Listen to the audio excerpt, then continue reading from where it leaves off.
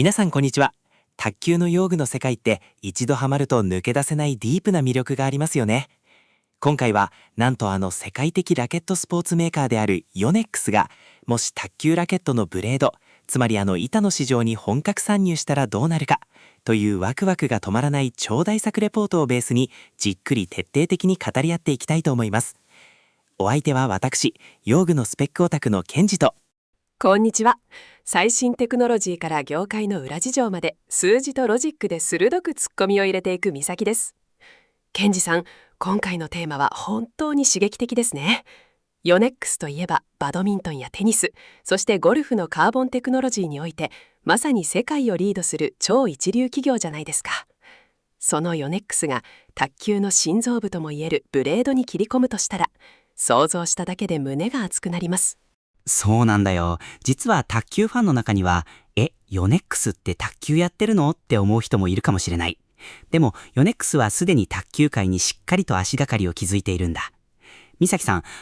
日卓こと日本卓球とヨネックスがタッグを組んで開発したものすごいシューズの話は知ってる？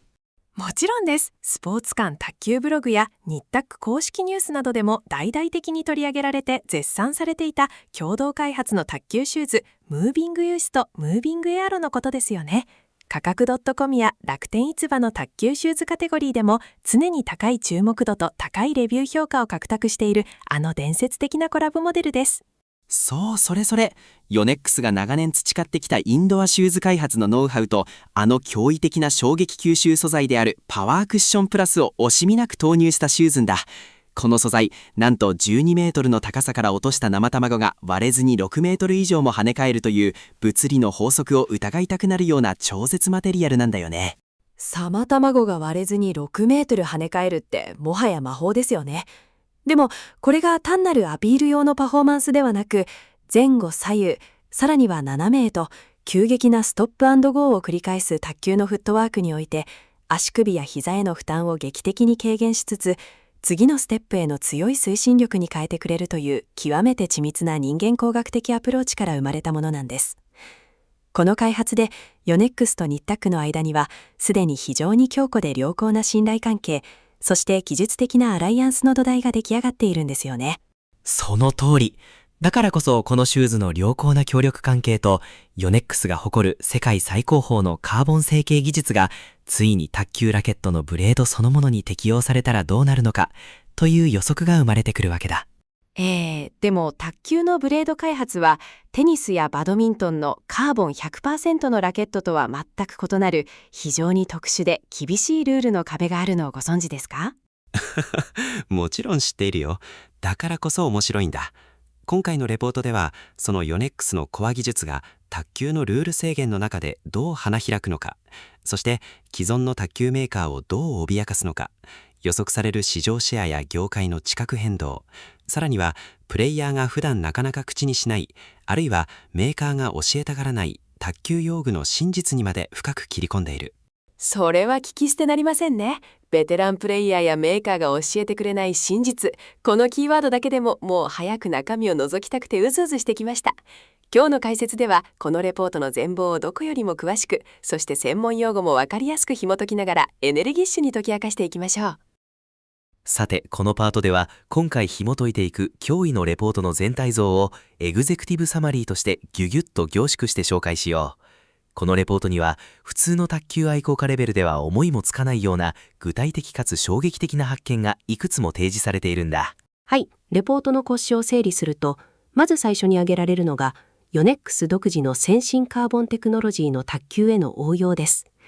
具体的には N アムドや 2GN アムドスピードといった歪み速度に応じて硬さが変化する非線形粘弾性素材、これを卓球ブレードに持ち込むことで、これまでのカーボンラケットの常識を根底から覆す、触るときは木材、振るときは金属以上のスピードという夢のような打球感が実現可能であるという点です。2つ目はトーレが開発した次世代炭素繊維トレカ M40X の採用だね。高強度と高弾性率という本来なら相反する物理特性を極限まで両立したこの素材をヨネックスの得意とするマルチアキシャル、つまり多軸積層技術で薄型配置する。これにより現代卓球で最も問題になる強打時の面ブレや複雑な回転に対して生じるブレードのねじれを完全にシャットアウトできる。ミリ単位の正確なコントロールが実現するんだよ。3つ目はヨネックスの代名詞であるアイソメトリック形状理論ですね。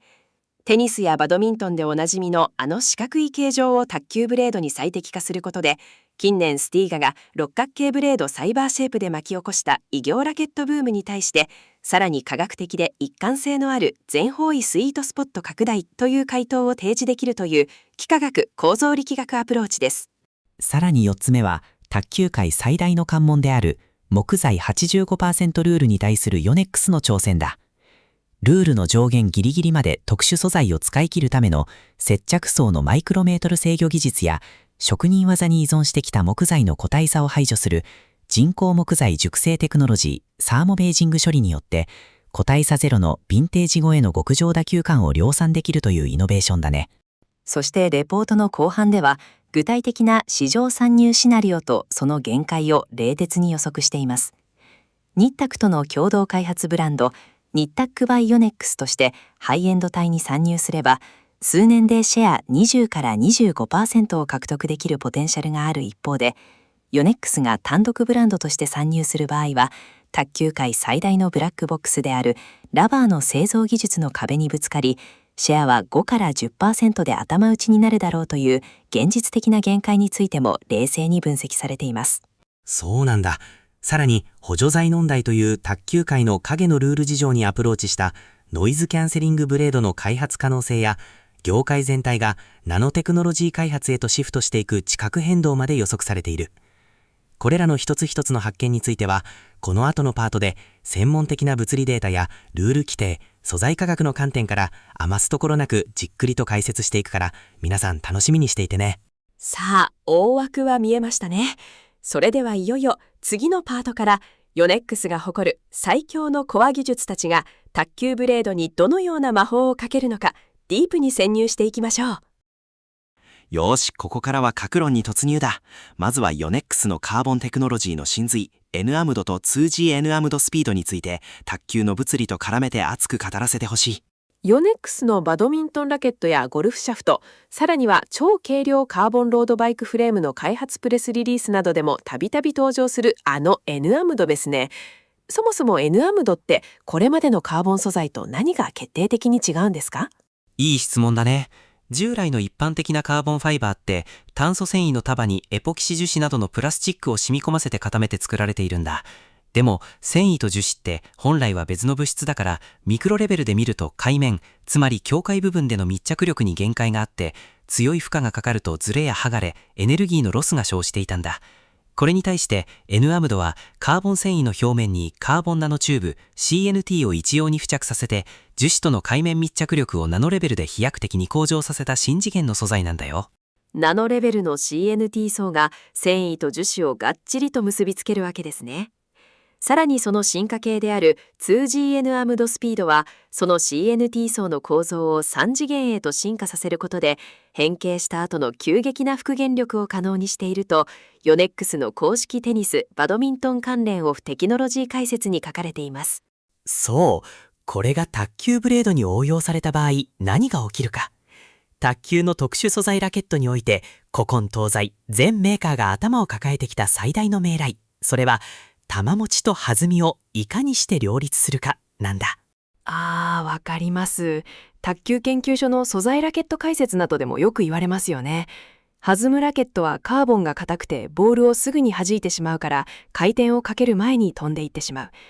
逆に球持ちを良くしようとして木材を多くしたり柔らかい素材を使うと、今度は決定打となるスピードが足りなくなるという永遠の二律背反、トレードオフの関係です。まさにその通り。ところが、この 2GN アムッドスピードを応用すると、打球のインパクトの強さに応じて、ラケットが自ら性質を変えるような挙動を示すんだ。触るときはしなやか、叩くときは超ハイスピードということですか？そうなんだ。卓球のインパクト、つまりボールとラケットの物理的な接触時間ってどれくらいだと思う？卓球の物理における専門的な研究データによると、時間にしてわずか1000分の1秒から1000分の3秒。つまり、1から3ミリ秒という人間の目では絶対に捉えられない極小の一瞬ですよね。そう、わずか数ミリ秒の世界なんだ。従来の一般的なカーボン素材は静的な弾性率、つまり素材そのものの硬さが常に一定なんだ。だからサーブを出す時のような非常にソフトなタッチの時も、フルスイングでドライブを打つ強打の時も、同じようにボールを同じような特性で弾いてしまう。これがプレイヤーがコントロールしにくい、球離れが早すぎると感じる原因なんだ。次回さらに深く掘り下げてみよう。ケンジさん、先ほどインパクトの強さに応じて素材が性質を変えるとおっしゃいましたが、これを物理学的、素材科学的に説明すると、一体どういう現象が起きているんですか？ここがこのレポートの中で最も興奮する部分の一つなんだ。ヨネックスが特許を持つ 2GN アムドスピードを卓球のブレードに応用すると、インパクト時のエネルギー入力、これを専門用語で歪み速度というんだけど、この歪み速度に応じて素材の弾性率が動的に変化する非線形粘弾性挙動を卓球界に初めて持ち込むことができるんだよ。非線形粘弾性挙動。難しそうな言葉ですが、要するに変形するスピードや強さによって柔らかくなったり硬くなったりするということですね。その通り。数式や物理特性で説明すると、まず卓球の技術でサーブを短くコントロールしたり、台上でつっつきやフリックなどの軽打を行うとき、この時はラケットに加わる歪みエネルギーが非常に小さいよね。この微小な歪みエネルギーに対しては、素材の損失性節、すなわちタンジェントデルタが高まる特性を示すんだ。タンジェントデルタが高まるということは、加わった振動や衝撃エネルギーを素材が内部で効率よく吸収する。つまりダンピング効果が働くということですね。大正解。だから繊細にボールを置くようなコントロールをするときは、まるで適度に柔らかい純木材ラケットのようにボールを優しく包み込み、無駄な飛び出しを抑えてくれる。プレイヤーは球をしっかり掴んでいるという極上のフィーリングを得られるんだ。では逆に、お互いに中後陣から全力で引き合うようなドライブや、相手の決定打を慢陣でねじ伏せるカウンタードライブのような強打の局面ではどうなるんですか？その時はスイングスピードが極限に達し、ボールがブレードに衝突する瞬間の歪みエネルギーが巨大になる。この巨大な歪みエネルギー、つまり高い歪み速度が加わった瞬間、素材の貯蔵弾性率である E' が瞬間的に垂直立ち上がりで跳ね上がるんだ。貯蔵弾性率 E' が跳ね上がる。つまり、強大なエネルギーが入力された瞬間に、素材が超硬質化して、強力なダネのようにエネルギーを蓄え、一気に復元するということですね。そうなんだよ。だからスイングを振り切った瞬間には、従来のアウターカーボン、つまり木材の表面近くに硬いカーボンを配置したラケット以上の爆発的なボールスピードと破壊力を生み出すことができる。すごすぎます。コントロールしたい微小負荷ではソフトにエネルギーを吸収し、パワーが欲しい最大負荷ではメタル以上の高弾性で弾き返す。これこそが従来の静的弾性率しか持たないカーボンブレードでは絶対に到達できなかった物理限界を超えたハイブリッドな打球感の正体なんですね。ヨネックスがゴルフシャフトのイノベーション解説で実証してきたしなりと急激な復元力の制御が卓球の1000分の1秒の世界で完全に再現されるわけですか。まさにその通り。この非線形ダイナミックスこそが、ヨネックスが卓球ブレイド市場に参入した際に、技術的に他社を一歩も二歩もリードできる最大の武器になることは間違いないね。続いて紹介する技術は、これまた素材好きにはたまらない名前が出てきましたね。トーレが開発した次世代炭素繊維、トレカ M40X です。出た、トレカ M40X。これ、炭素繊維の歴史においてノーベル賞級のブレイクスルーと言われているんだよ。一般的な炭素繊維って強度を上げようとすると弾性率、硬さが下がり、逆に弾性率を上げようとすると強度が下がって脆くなるというジレンマがあったんだ。しかしトーレは炭素の結晶構造をナノレベルで極限まで制御することで、この違反する高強度と高弾性率をこれまでの限界をはるかに超えて両立させることに成功したんだよ。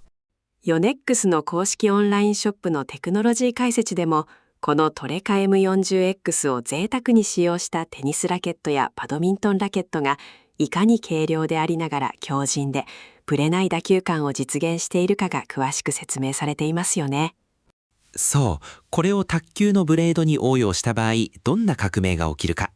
まず、卓球ラケットの板厚、つまりブレード全体の厚みについて考えてみよう。板厚を厚くすると、ラケットの剛性が上がってスピードは増すんだけど、当然ながら重量が重くなってしまうし、打球感が鈍くなって繊細な感覚が手に伝わりにくくなるんだ。卓球研究所の解説でも、板厚は 5.5 ミリから 6.2 ミリ程度のコンマ数ミリの範囲で激しいトレードオフが繰り返されていると指摘されていますね。重くなれば触れなくなるし、軽すぎれば相手の球威に押し負けてしまう。そう、そこでトレカ M40X の出番だ。M40X は引っ張り強度と弾性率がどちらも桁外れに高いから、極限まで薄く、そして軽い特殊素材シートとして成形することができる。これをブレードの層に配置することで、ブレード全体の総圧を限界まで薄く、そして羽のように軽く仕上げながらも、強打を浴びた際の面ブレを完全に排除することができるんだ。なるほど。薄くても凄まじく硬くて強い骨組みがブレードの中に通っているようなものですね。これによって相手の強力なパワードライブや超高速のチキータなどを前陣でブロックしたりカウンターしたりするときに、ラケット面が衝撃で押し負けて微妙に上を向いたり横を向いたりするのを防ぐことができるんですね。そうなんだ。相手のどんな強打に対しても、自分がセットしたラケット角度のまま、ミリ単位で正確にコントロールされたカウンターボールをコートの狙った場所に狂いなく突き刺すことができる。まさに面安定性の極致ですね。ヨネックスの長岡工場が誇る超精密な成形プロセスが、この M40X という宇宙航空グレードの素材を卓球ブレードという小さな手のひらサイズのギアに落とし込む。これだけでも既存の木材ベースのブレードメーカーにとっては脅威以外の何物でもありません。そうだね。さらにこの M40X の効果は単なる面ブレの排除だけにとどまらないんだ。実は現代卓球において選手を最も悩ませているブレードのねじれという非常に複雑な物理現象を解決することができる。次のパートではそのメカニズムについてさらに専門的に解き明かしていこう。美咲さん、現代の卓球シーンを思い浮かべてみて、トップ選手たちが打つボールってただ速いだけじゃないよね。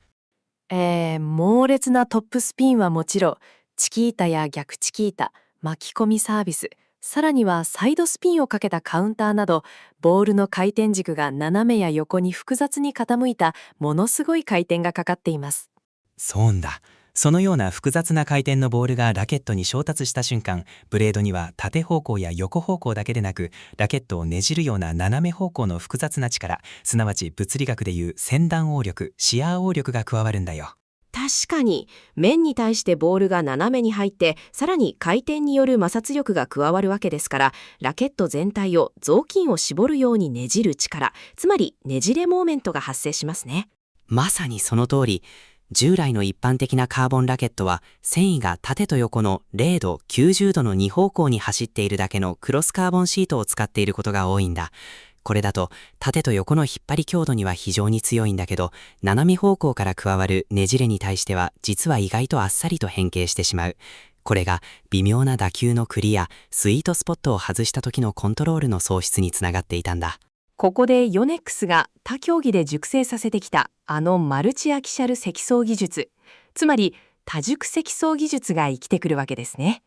そうなんだ。ヨネックスが得意とするこの積層技術は炭素繊維の結晶軸を0度、45度、マイナス45度といった多軸方向に極薄で積層するんだ。これによりあらゆる角度からの先端応力に対して均一かつ鉄壁の剛性を発揮することができる。すごい。繊維を斜めに交差させて重ねることで、どの方向からねじろうとしても繊維同士が引っ張り合って変形を拒む構造になるわけですね。レポートの試算によると、このトレカ M40X を用いたマルチアキシャル積層技術を卓球ブレードに採用した場合、全体の板厚を1ミクロンも増やすことなく、ブレードのねじれ剛性を最大で 30% 以上引き上げることができるとされているんだ。30% 以上？それは劇的な数値ですね。世界最高峰のパワーを誇る選手の強打を、もしラケットの先端や端っこ、いわゆるオフセンターで捉えてしまったとしても、ブレードが一切ねじれずにエネルギーをそのまま前方への推進力に変換して、コートの最深部に突き刺すようなボールを返せるということですか？その通り。オフセンターでの打球は卓球のミス原因の多くを占めるけれど、ヨネックスの多軸積層なら物理的にブレードが歪まないから、スイートスポットがまるでブレード全体に広がったかのような圧倒的な安心感を得られるんだ。これは本当に卓球の常識を変えるレベルの構造力学イノベーションだよ。さて、ここまではブレードの内部の素材や積層について語ってきましたが、今度は見た目のデザイン、つまり形状についてお話ししましょう。ヨネックスといえば、世界を席巻した独特の形状理論がありますよね。おー、バドミントンラケットやテニスラケットで一度見たら忘れられない四角いヘッド形状。そう、アイソメトリック形状理論だね。ヨネックスの公式バドミントンイノベーションやテニスニュースなどでも紹介されていますが、アイソメトリックは縦と横のストリング、つまりガットの長さを均等に近づけることで、一般的な円形ヘッドに比べてスイートエリアを約 7% 拡大させるという独自のテクノロジーです。1992年にバドミントンラケットに搭載されて以来、今や世界標準となっています。ベースに卓球ラケットってガットがないじゃない。板そのものだから、ガットの長さを均等にするというアイソメトリックの元々の理論はそのまま適用できないはずだよね。確かに、ストリングを張らない卓球において、どうやってアイソメトリックを落とし込むのか疑問に思われるかもしれません。ですが、ここで近年、卓球界に大激震を起こしたスウェーデンのスティガ社による六角形ブレード、サイバーシェイプの存在が浮かび上がってきます。サイバーシェイプ。近未来的な六角形のラケット。初めて見た時は誰もが何これって驚いたけど、使ってみたら凄まじく性能が良くて、世界選手権でもメダリストが使用して大ヒットしたんだよね。そうなんです。沢級スポーツメディアのサイバーシェイプ解説などによると、六角形にすることで従来の楕円形ラケットと比較して先端部の有効面積が約 12% 拡大しているんです。これは卓球において最も遠心力が働き、強打時のインパクトポイントとなる先端部分の打球面を大きくすることで、スイングスピードが最大化する位置での打球効率を劇的に高めるという人間工学的な裏付けがあったんですよ。なるほど。つまり円形である必要は全くなくて、むしろ幾何学的に最適化された多角形や四角形の方が卓球の打球特性に合っているということが実証されたわけだ。そうです。そこにヨネックスが万余にして独自の四角形状の近いアイソメトリックブレードを卓球に落とし込んで開発・投入したらどうなるかという対比アプローチがこのレポートの非常に秀逸なポイントなんです。スティガのサイバーシェイプが先端部の特化型であるのに対し、ヨネックスのアイソメトリックはさらに包括的なスイートスポットの再定義を行うことができるんです。おー、それは気になる。先端だけじゃないヨネックス流の四角形状が卓球ブレードにもたらす幾何学的構造力学的なメリットについて、次のパートで美咲さんに詳しく解説してもらいましょう。ケンジさん、先ほどスティガのサイバーシェイプが先端部の有効面積 12% 拡大を強みとしているとお話ししました。これに対し、ユネックスのアイソメトリックを卓球ラケットのブレード形状として幾何学的に最適化すると、なんと先端部だけでなく、ラケットの両サイドおよび根元付近の有効面積も均等に広げることが可能になるんです。ほー、両サイドと根元まで。それって卓球の実際のプレーにおいてどんなメリットがあるの？現代卓球の戦術を考えると、その絶大な効果がわかります。まず、台上でチキータやフリックなどの攻撃的なレシーブをするとき、ラケットを縦や斜めに立てて狭いスペースで振るため、主にラケットの先端やサイド部分でボールを捉えることが多いですよね。確かにチキータは台の上の狭い空間でボールの横を薄く捉えるから、ラケットの角や端っこで打ちがちだ。逆に相手の激しい両ハンドドライブを慢心で必死に耐えるバックハンドブロックなどの守備的な局面では、ボールをラケットの中央からやや下部、根元に近い部分で受け止めることが多くなります。相手のボールが速すぎてどうしても差し込まれて根元に当たってしまうことよくあるよ。つまり、アイソメトリック形状によって先端、サイド、根元のすべての有効面積が均等に広がることで、攻撃時のチキータから守備時の差し込まれたブロックまで、あらゆる局面において打球点のズレによる失速やコントロールミスを防ぎ、一貫した反発エネルギーを担保できるんです。なるほど。どこで打っても一定のパワーで返球できる真の全方位スイートスポットが実現するわけだね。さらに、ヨネックスがテニスラケットなどで培ってきたフレーム合成の均一化技術、つまりブレードの外周部や部分的な厚みを肉厚変化させることで、全体の合成バランスを極限まで均一にする技術。これを応用すれば、ブレードの外周部のギリギリで打った際にも、中央部で打った時とほぼ同等の反発係数 COR を維持することが実証できるんです。反発係数 COR が外周部でも落ちない。これは従来の円形ラケットでは端に行けば行くほど合成が抜けてペチッという頼りない打球になってしまうという構造上の欠陥を完全に克服する技術だね。そうなんです。まさに円形ラケットの物理的限界に対するヨネックスの形状理論からの完璧な回答。これこそがアイソメトリック形状が卓球界に市民権を得た時に起きるデザイン革命の本質なんですね。いやー、素材から形状までヨネックスのポテンシャルは底が知れないね。でもね、美咲さん、ここで卓球界に存在する非常に厳格で冷徹なルールの壁について語らなければならない。そうですね。テニスやバドミントンのように炭素繊維 100% のオールカーボンで超軽量高強度のラケットを作れば解決とはいかないのが卓球の非常に難しい、そして面白いところです。国際卓球連盟 ITTF および日本卓球協会 JTTA の公式ルールで定められたいわゆる木材 85% ルールですね。そう、それなんだ。沢級スポーツの特殊素材使用規定などにも詳しく解説されているんだけど、ブレードの厚さの少なくとも 85% は天然木でなければならないというルールが厳格に定められているんだよ。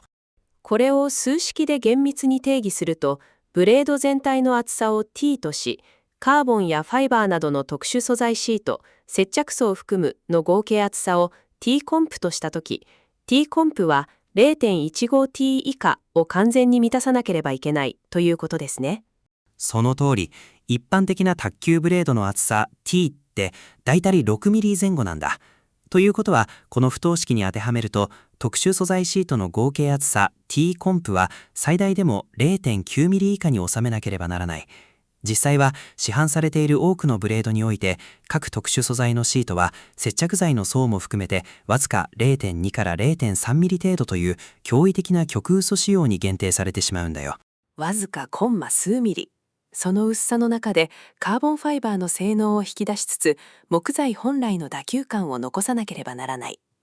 ヨネックスが得意とする中空フレーム技術や厚みのある一体型カーボン成形技術はそのままでは全く使えないというわけですね。そうなんだ。コト、リンバ、アイユースといった世界中から厳選された天然の木材と、この極薄カーボンシートをいかに高精度に接着し、複合、つまりハイブリッド積層するかが最大の技術課題になる。ヨネックスにはそれに対する強力的な技術的バックボーンがありますよね。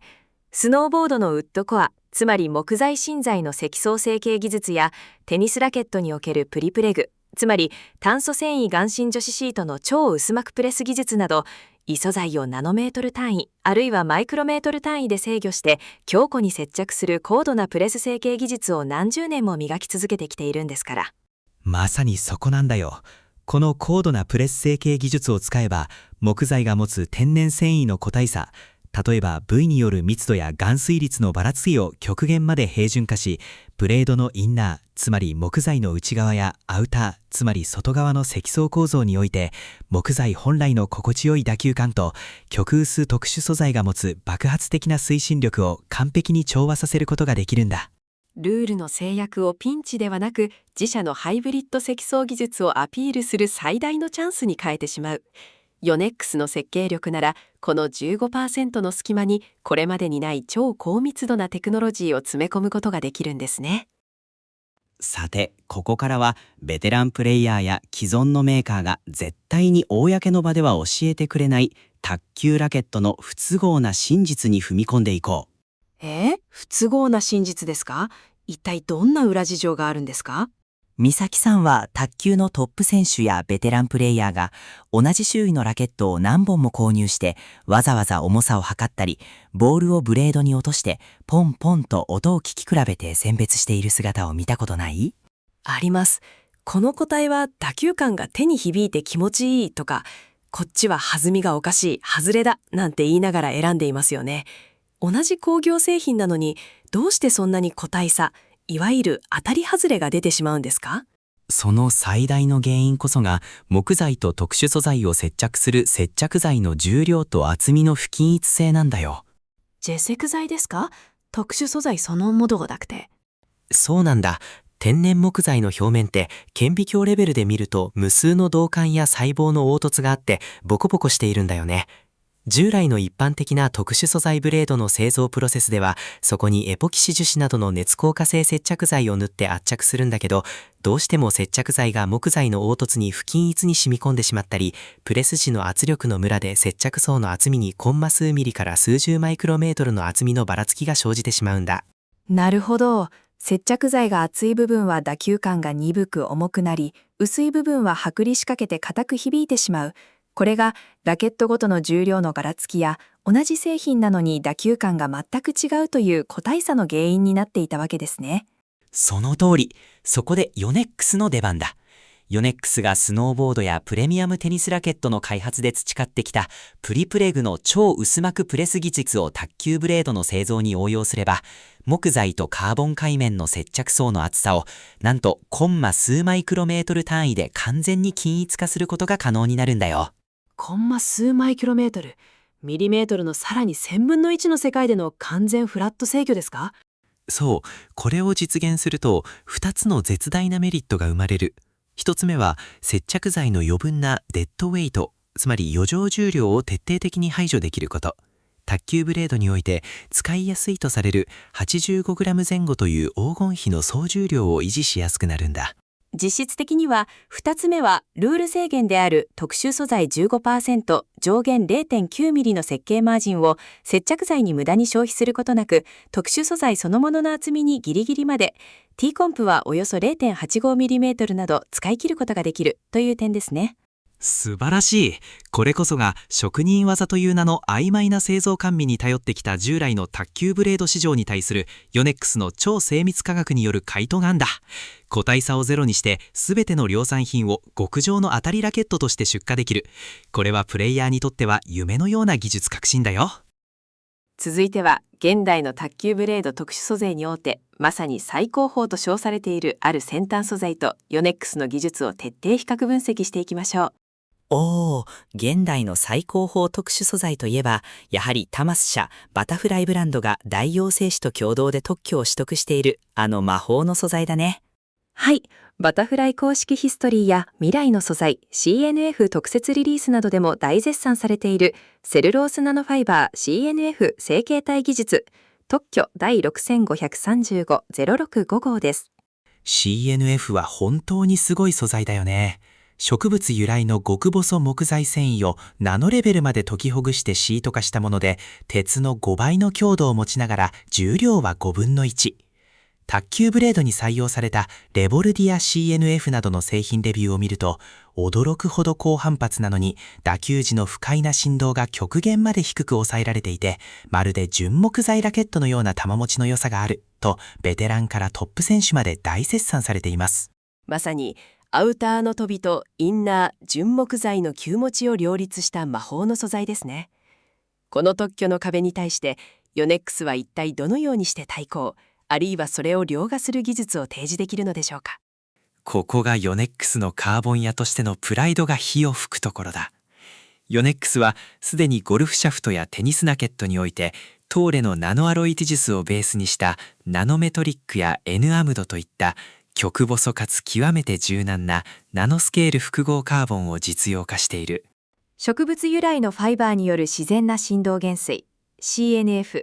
に対してヨネックスは炭素繊維そのものの物性をコントロールするアプローチを取るわけですね。そう、ヨネックスのアプローチは炭素繊維自体に極限のしなやかさを持たせてエネルギー伝達効率を 100% に近づけつつ、独自の共振周波数設計によって人間が不快と感じる低周波の余分な振動のみをピンポイントでカットするという高度なアクティブダンピング設計なんだ。アクティブダンピング設計、つまり CNF のように素材全体で振動を一律に殺すのではなく、心地よい打球情報である芯に当たったクリック感はしっかりと手元に残しつつ、手がしびれるような無駄な余韻の振動だけをフィルターのようにろ過して消し去るということですか？その通り。これにより CNF ラケットが唯一持っているとされる球を掴んでから飛ぶけれどインパクト時の最大初速、つまりスマッシュやカウンター時の最高速度において従来の金属的なアウターカーボンにやや劣るという感覚な弱点を完全に克服できる。なるほど。掴む感覚と打った瞬間の最大初速の両方で CNF を上回るポテンシャルがある。これこそがヨネックスが長年培ってきたナノカーボン工学が最先端バイオ素材に対して示すことのできる技術的優位性の正体なんですね。美咲さん、ここでまた一つ、卓球愛好家、特に何十年も卓球を続けているベテランプレイヤーたちが資源目になって追い求めているある市場について語らせてほしい。ベテランプレイヤーたちが肝心になって追い求める市場。もしかしてプレミアムユース、つまり廃盤、ヴィンテージ市場のことですか？大正解。バタフライの旧ロゴ、通称黒バタと呼ばれる数十年前のモデルや初期のビスカリア、あるいはティモボル ALC の初期ロットなんかはネットオークションや専門店でなんと数十万円という狂気的なプレミアム価格で取引されているんだよね。バタフライの公式情報を見ても、ラケットは湿気や打撃の衝撃で徐々に劣化すると書かれています。なのになぜあえて何十年も前の古いラケットが高値で取引されるんでしょうか。最新のラケットの方が技術的に優れているはずなのに不思議です。その理由はね、天然木の経年変化、つまりエイジングにあるんだ。木材は伐採されて製品になってからも何十年という年月をかけて空気中の水分を吸ったり吐いたりしながら組織内の不要な不純物や樹脂分が抜けていき、セルロース繊維が理想的に硬化、安定していくんだよ。なるほど。長年かけて乾燥しきった木材は余分な水分がないから打球時に手に一切の雑味が響かず、ボールの芯の感覚だけがクリアに伝わる極上のクリック感を生み出す。これがプレイヤーたちの言う黄金の打球感の正体なんですね。そうなんだ。でもこれを手に入れるためには数十年待つか高額なヴィンテージを買うしかない。ところがヨネックスが誇る日本のマザー工場、新潟長岡自社工場の一貫製造ラインなら、この経年変化を科学的に一瞬で再現することができるんだよ。一瞬で再現？そんなタイムマシンのような技術があるんですか？それがヨネックスがスノーボードのウッドコア成形などで培った木工加工技術を応用して開発できる人工木材熟成テクノロジー、サーモエイジング処理なんだ。木材を高圧かつ高温高湿状態から段階的に一気に減圧乾燥させることで、木材の細胞壁を一切破壊することなく強制的に数十年分のエイジング、つまりセルロースの結晶化を施すことができるんだよ。すごい。科学の力で新品のラケットなのに数十年使い込んで完全に熟成されたヴィンテージラケットと同じ極上の乾いた打球感を作り出せるわけですね。さらにヨネックスは木目の詰まり具合や蜜の分布をレーザー光の透過率や超音波電波速度で測定する高精度検査プロセスを導入できる。ミリグラム単位、ヘルツ単位で完全に同一の重量、合成、共振周波数バランスを持ったブレードだけを選別して量産できるんだ。職人の勘や天然木の気まぐれに依存して個体差が生じる卓球界に対して、完璧なエイジング木材を個体差ゼロの均一な品質で大量生産して提供する。これはヴィンテージ市場の幻想も打ち砕くヨネックスの最も強力なカウンター戦略になりますね。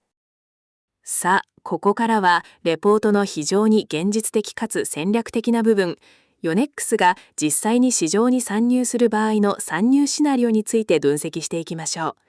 まずは実現可能性が極めて高いとされるシナリオ A ですね。そう、すでに冒頭のイントロダクションでも紹介したあの超大ヒットコラボシューズ、ムービングエース、ムービングエアロでの良好な実績をベースにしたニッタク by ヨネックスブランドとしてのハイエンドブレード共同開発モデルだ。この協業体制はお互いの強みと弱みを完璧に補い合える、まさに最強のアライアンスですよね。役割分担を整理するとどうなりますか？まず、ニッタク側は長年の歴史が誇る木材の調達ルートと選定技術、そしてプロ選手や一般プレイヤーが求める卓球特有の打球感のチューニングノウハウを提供する。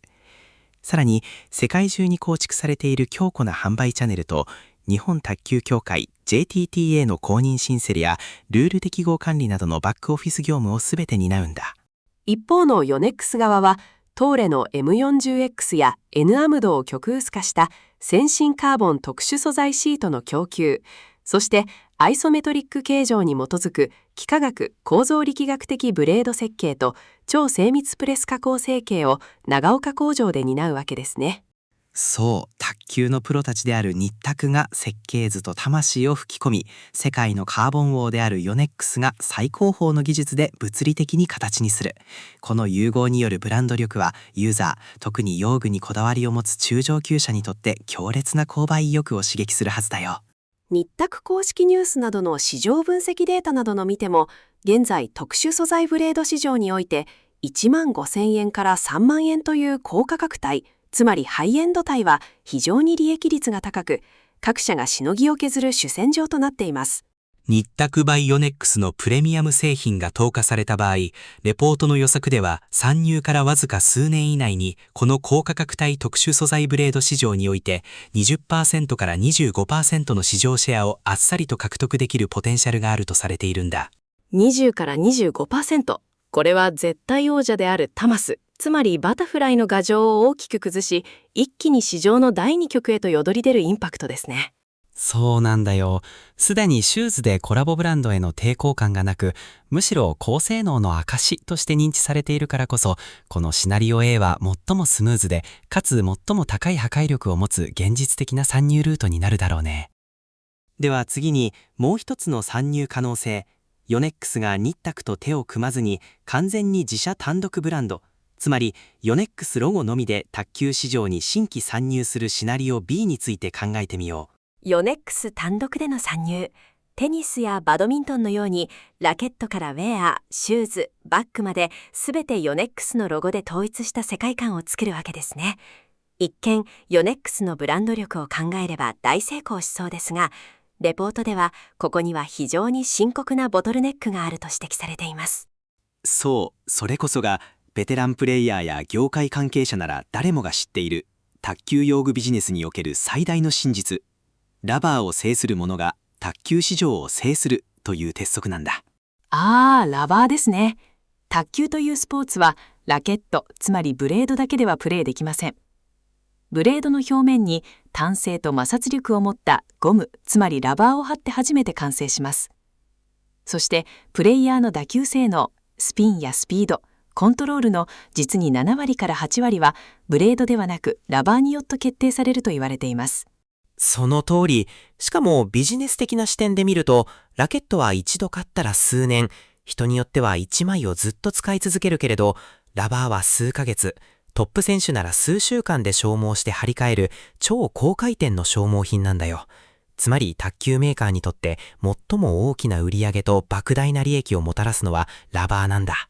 バタフライのテナジーやディグニックスといった1万円近くするハイテンションラバーが世界中のプレイヤーに何十万枚、何百万枚と消費され続けているのがその証拠ですね。そう。ところがヨネックスはテニスやバドミントンのカーボン成形やナイロン、ポリエステルのストリング、つまりガット製造技術は持っていても、ゴム、つまりエラストマーの配合、顆粒、特殊スポンジの発泡技術というゴム化学のノウハウは自社に全くないんだよね。ゴムとカーボンは同じ化学でも全く異なる分野ですからね。ヨネックスがラバーの15やナノ配合技術を自社でゼロから立ち上げるのは天文学的な開発コストと時間がかかります。となると単独参入した場合はドイツの ESN 社などから OEM、つまり委託製造されたラバーをヨネックスの名前で売るか、ブレード単体での勝負に頼らざるを得ない。その結果、ラバーのフルラインナップ、特にバタフライに匹敵する独自テクノロジーを持った自社製ラバーを持たない弱みがあるため、ヨネックス単独参入時の市場シェアはブレード単体で全体の 5% から 10% 程度、プレミアムからコアなテクノロジーマニア層特化が限界だろうと冷徹に予測されているんです。なるほど。ブレードがいかに世界最高でも、ラバーという最大のブラックボックスを支配できない限り、卓球市場全体の覇権を握ることは難しい。実に見事な、かつ現実的な市場分析ですね。ケンジさん、先ほどラバーが最大のブラックボックスとおっしゃいましたが、具体的にそのラバー製造技術の何がそんなに難しいんですか？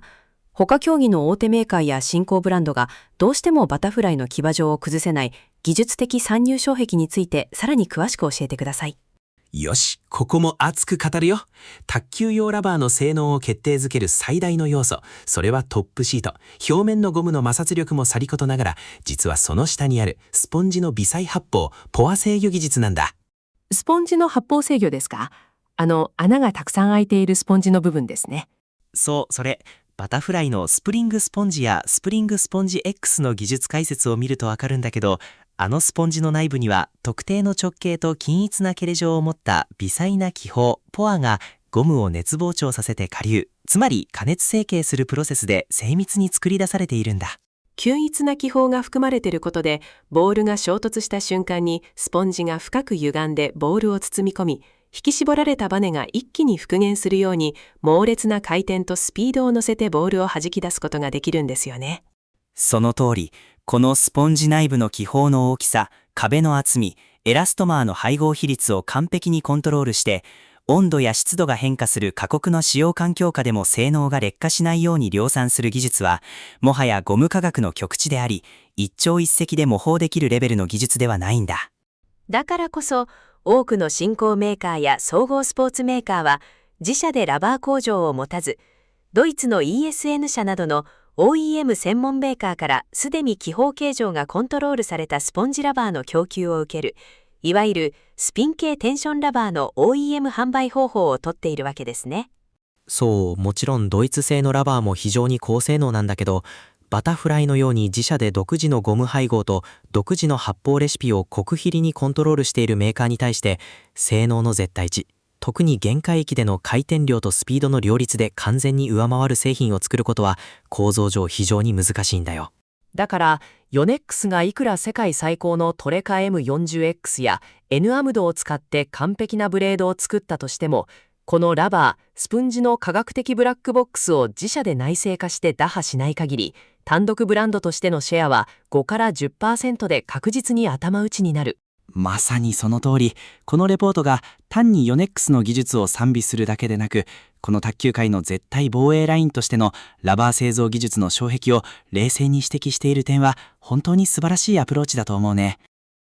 ケンジさん、先ほどパート1、2でヨネックスの長岡工場による人工木材熟成テクノロジー、サーモエイジング処理のお話をしましたが、これって卓球界のプレミアムユース、つまり廃盤、ヴィンテージ市場にどれほどの地殻変動を与えることになるんでしょうか。これはね、はっきり言ってオークション市場やヴィンテージマニアたちの間で大恐慌が起きるレベルのインパクトだよ。大恐慌ですか？でも確かに古いラケットのクリック感こそ至高と信じて1本20万円も出してヴィンテージを買い漁っていた人たちからすれば、ヨネックスが新品で、しかも個体差のない状態で打球感を2万円台で量産しちゃったのってなりますよね。まさにそれなんだ。卓球のヴィンテージ市場って投機的な側面もあって、状態の良い黒バタ仕様のブレードはコレクターズアイテム化している。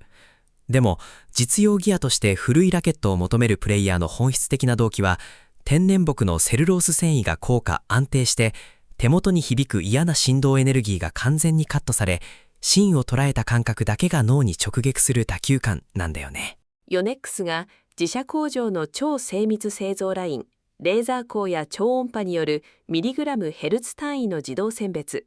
およびサーモエイジング処理によって、その黄金の打球感を科学的、再現可能に量産できます。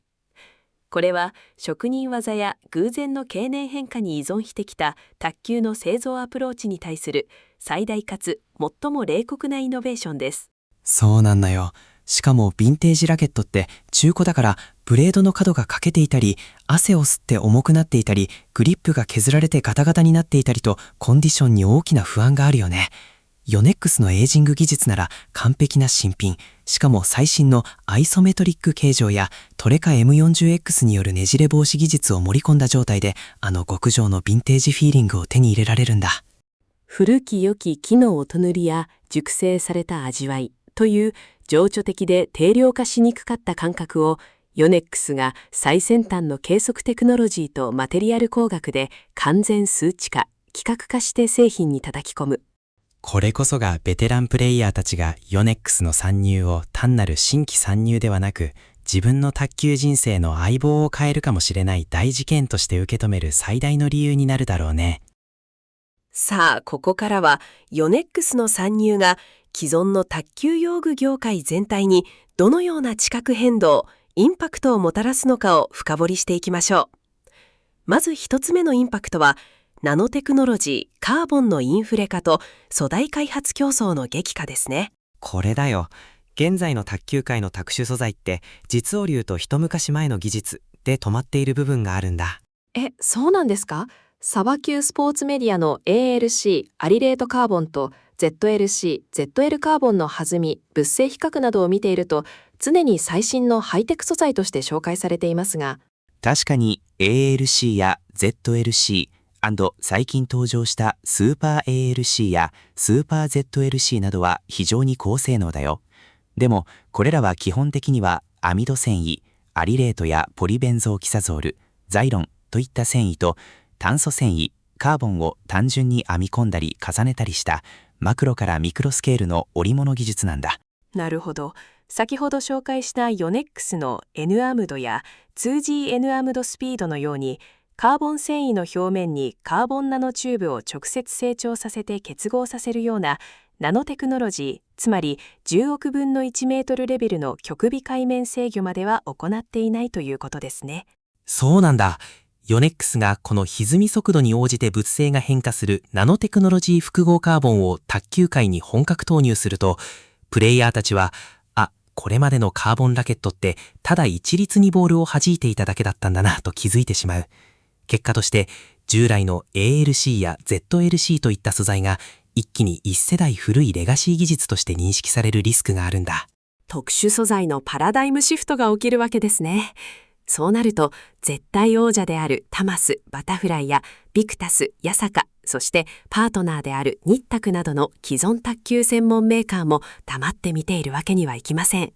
当連猛烈な反撃に出る。既存メーカーも国内や世界の超一流化学メーカーや炭素繊維サプライヤー、トーレ、テイジン、三菱ケミカルなどとのアライアンスをさらに強化し、ブレードに封入する特殊素材のナノスケール化や分子レベル設計を猛スピードで加速させることになる。これによってこれまで比較的変化の緩やかだった卓球の特殊素材開発が一気にハイテク素材開発競争のインフレ状態に突入し、ブレードの技術水準全体が底上げされることになる。まさにヨネックスという巨大な黒船が卓球界の素材科学を強制的に数段階進化させることになるんですね。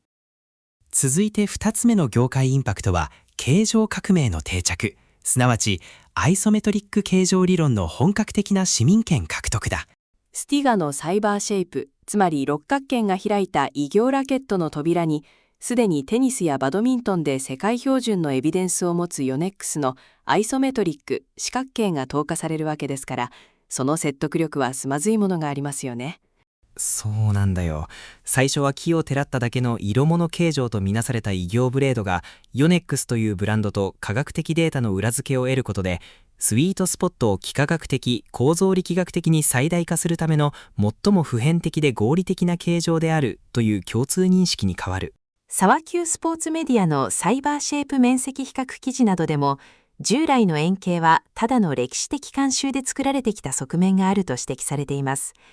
四角形や多角形が機能的に優れていると定着すれば、他メーカーもこぞって我が社独自の多角形異形ブレードの開発に踏み切らざるを得なくなりますね。そう、卓球のブレードが全部丸いという常識が崩れ去り、数年後には試合会場の半分が様々な形のラケットで埋め尽くされるなんて未来も十分にあり得るんだ。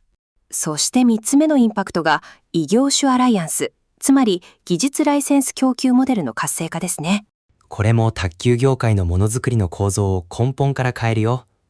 卓球専門メーカーってアパレルや総合スポーツギアの巨大企業に比べると基礎研究開発に投資できるリソース、つまり資金や人材にどうしても限界がある。そうですね。化学素材の分子設計やカーボン成形の超巨大プレス機械、インソールやシューズの人間工学実験などを卓球専門メーカーが自社単独で一から開発するのは現実的ではありません。だからこそ、今回のシューズ開発のように、ヨネックスのような他競技のリーディングカンパニーの基礎特許や特殊素材シートを卓球メーカーがライセンス導入、共同開発という形で供給してもらい、自社ブランドのラケットとして製品化するオープンイノベーション、つまり開かれた技術革新が卓球界の主流スタイルになっていくんだ。自社に閉じこもる製造スタイルから世界の先端テクノロジーをコーディネートして最速で製品化するスタイルへ。ヨネックスの参入は卓球界のビジネスモデルそのものの近代化を促すトリガーになるわけですね。さあ、本日最後となるメーカーやベテランプレイヤーが絶対に荒野には語らない暗黙の真実の第2弾だ。美咲さ、卓球界で長年くすぶり続けている補助剤、ブースター、チューナー問題についてレポートが切り込んでいる部分を解説してほしい。うわー、この問題にまで踏み込むんですね。これはラリースの用具コラムや東洋経済オンラインでのスピードグルー禁止令から補助剤問題の実態、歴史などで非常に深刻に議論され続けている卓球界の最大のタブーの一つです。有機溶剤 VOC を含まないオイル系補助剤は現在のルール・検査機での完全な検出が技術的に極めて難しく、水面下、特にトップ選手や上級者の間での使用疑惑が後を絶たないのが冷酷な現状なんだ。補助剤を使用された非公認オフ超高反発ラバーってボールが衝突した瞬間に猛烈な勢いでボールが勝手に飛び出してしまうんですよね。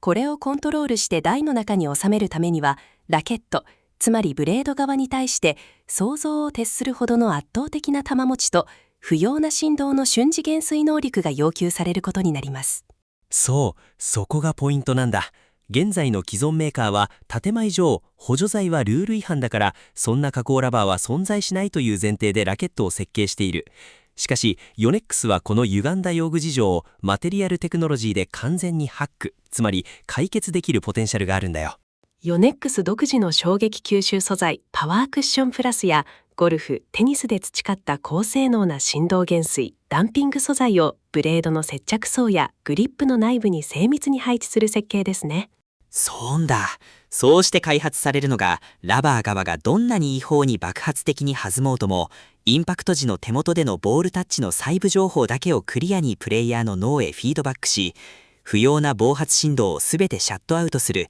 ノイズキャンセリングブレードなんだよ。ノイズキャンセリングブレード。まさにイヤホンのノイズキャンセリング技術のように不快な余剰振動、つまり雑音を打ち消し、必要なボールフィーリング、つまり音楽だけを純粋に伝えるラケット。これがあれば過剰に反発するラバーを使っていても台上技術やレシーブが狂うことなく狙い通りのコントロールが可能になる。そう、これは表向きには絶対に補助剤対応とは謳えないけれど、水面下でコントロールに苦しむ上級者やトップ選手にとっては喉から手が出るほど欲しい、他者を完全に圧倒する秘密兵器になることは間違いないんだよ。この暗黙の需要に独自の衝撃吸収、カーボン制御技術でアプローチできるヨネックスの存在はまさにゲームチェンジャー、規則の影の覇者と言えるね。ケンジさん、ここまで全20パートにわたってヨネックスの卓球ラケット市場参入における技術ポテンシャルと業界インパクト予測について本当に深くディープに語り合ってきました。最後に今回の素晴らしいレポートの総括として未来への展望をまとめましょう。いやー、本当に中身の濃い興奮しっぱなしの時間だったね。総括すると、ヨネックスが卓球ラケット、ブレード業界に本格参入した場合、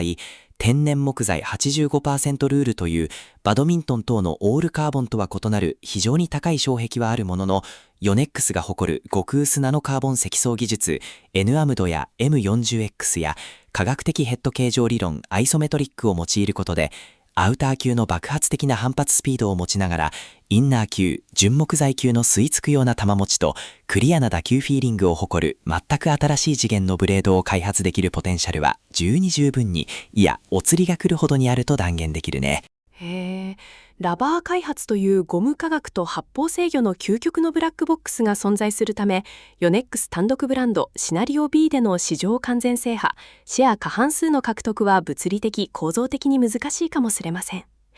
ですが、すでにシューズで強固なアライアンスを築いているニッタクとの共同開発シナリオ A を主軸に展開すれば、高価格帯ブレード市場において20から 25% のシェアを獲得し、市場の第2局へ躍り出ることは十分にかつ現実的に可能です。安藤、既存の卓球専門メーカーに対しては、カーボンのナノテクノロジー化、異形ブレードの標準化、さらにはオープンイノベーションへの移行といった猛烈な地殻変動をもたらす。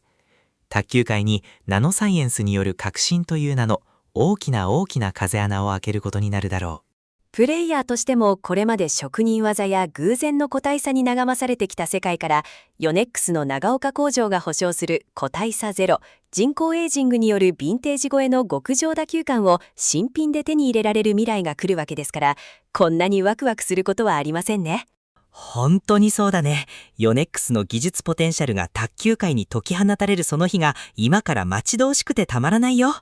それでは今回の音声解説スクリプトはここまで。また次の熱い用具談義でお会いしましょう。最後までお聞きいただき本当にありがとうございました。皆さんもぜひお気に入りの用具で楽しい卓球ライフを送ってくださいね。バイバイ。バイバイ。